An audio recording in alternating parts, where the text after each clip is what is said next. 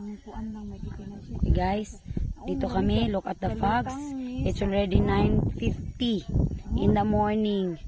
But the fogs from the lower part of the mountain, yung akyat na, approaching to our place. Yes, hello guys. We are in the highest point in Mount Malindang.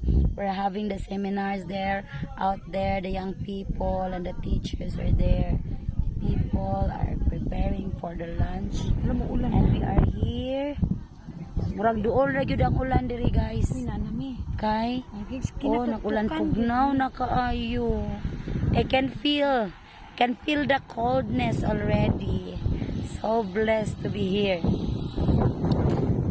But this is not our purpose of coming up here. But we have okay, the fogs are about to cover our place. And later on, wala nang makita sa dalan, kundili fogs na lang. So this is amazing. Another experience, another blessing. And I hope guys, you can join us in a next mission here in Mindanao. Our body is so tired na. Our body is so suffocating with our hectic schedule, but it's rewarding.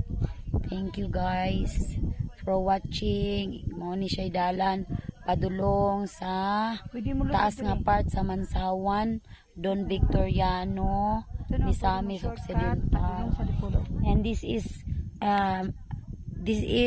the way to Osmeña, Zamboanga del Norte.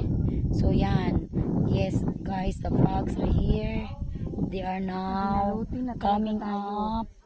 Yes, so we can feel the cold, the moist of the coldness of the mountain.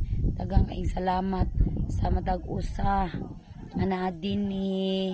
Dagan kay salamat Ginoo sa mga opportunity nga imong gihatag namo aron kami makaabot sa imong mga binuhat nga mga this year creation.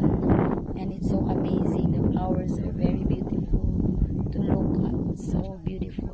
This place, I declare this place to be the place of the mission team in the name of Jesus.